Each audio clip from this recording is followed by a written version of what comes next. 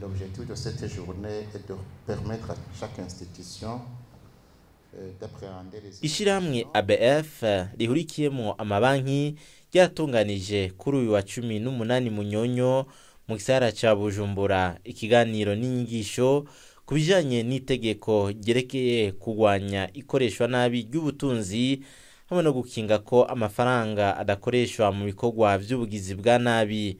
Urwo ruganda rw'inyigisho n'ihimiriza rwari witabwe n'abarongoye amashiramwe y'abanywanyi ba ABF hamwe rero n'abandi bafatanya bikorwa bo mu gisata c'amabanki.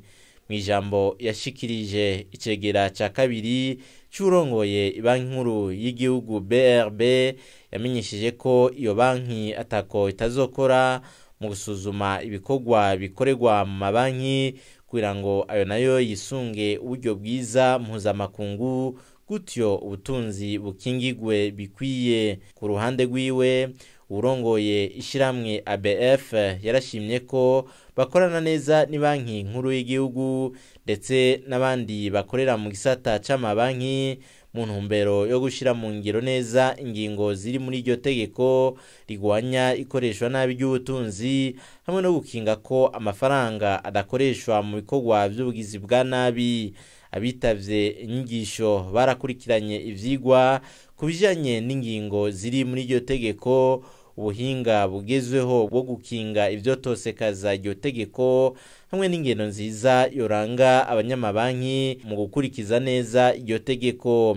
Mu biganiro vyabaye abahinga baramenyesheje ingorane ikomeye y'ikibazo c'ikarata ndangamuntu ku buryo hari abo usanga bafise ikarata nyinshi bakanahindura amazina yabo mu mabanki, ariko ngo hari umugambi ugiye kuzotuma abantu bagira karangamuntu imwe idasubirizwa. Ahasigaye kuri iki kintu twarakibonye yuko notre carte nationale d'identité ifise des défaillances, même des défaillances nini, niyo point nini ya mu byo twahorevye muri ya ca gikorwa twasozera. Rero twaragishikanye kwaho gitegezwe gushika, kandi amakuru adusumira nuko bamaze gushiraho projet yiga ingeni no carte nationale d'identité yacu boyihindura umuntu wese akagira identifiant unique iri relié non seulement kuri passeport yiwe mugabo no kuri carte no kuri permis de conduire no kuri titre no kuri ntuzenya, ku buryo umuntu wese na ca kibazo c'aba bénéficiaire effectif kice kiva mu nzira, ku buryo umuntu wese tumenye ibintu byose afise guhera kuri A gushika kuri Z. Ikintu cyose utunze nimba ari imodoka ufise kwa kundi yiguruka mara imyaka 2 imyaka 3 taragira transfer, cette fois-ci c'est fini.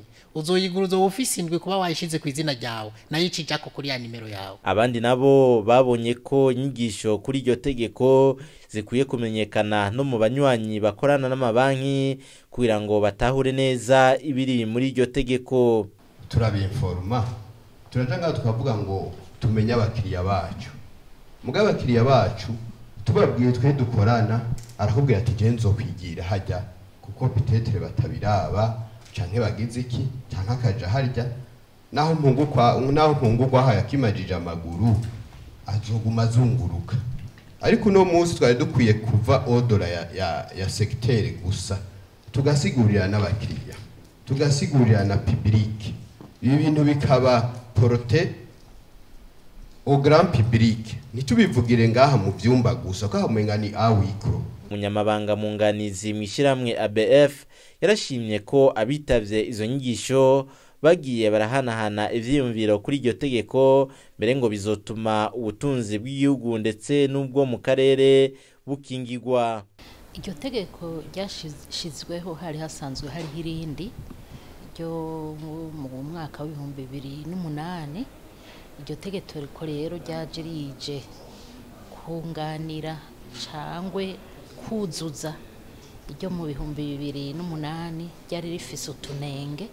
Iryo rero ryaje gukosora utwo tunenge. Byumvikana ko mu mabanki twari dusanzwe tugwanya ivyo gukoresha amafaranga adasa neza tuyashira bayagira ngo ase neza, twari dusanzwe tubikora. Uno munsi rero kwari nko kwirimbura turabe mbega iryo tegeko rishasha ridusaba iki, mbega ivyo ridusaba twobikora gute. Twari twatumiye imigwi 3, abajejwe amategeko, abajejwe kugenzura ko ibintu biriko birakora bikuye mu mategeko, abo twita les responsables ba conformité, hamwe n'abajejwe ibikorwa vya misi yose mu mabanki, les responsables des opérations. Ico twiteze nuko bose bazokora mu runani bubahiriza amategeko y'igihugu avuga ku bijanye no kugwanya gukoresha amahera acafuye, nuko no bivuga cangwe gukora ibikorwa vyotuma hari amahera aja mu guhungabanya umutekano, ari byo twita financement du terrorisme. Hama icyo twiteze nuko boheza bakabikora neza, kandi ndavye urugero bagwitavye ko kuri iyi nshuro ya mbere yo kubakangurira kumenya ivyo bintu, ndafise umwizero mwinshi yuko bazobandanya babigenza neza kugira ngo igihugu kibe mu mutekano mu bijanye n'ubutunzi. Ivyo bikorwa vyasozerewe no guhanahana ubumenyi hagati y'abaserukiye amabanki kungene bakora mu gushira mu ngiro ibiri muri iryo tegeko mu mabanki basanzwe bakoreramo. Nous faisons la mise à jour des listes de sanctions et c'est incorporé dans notre corps banking.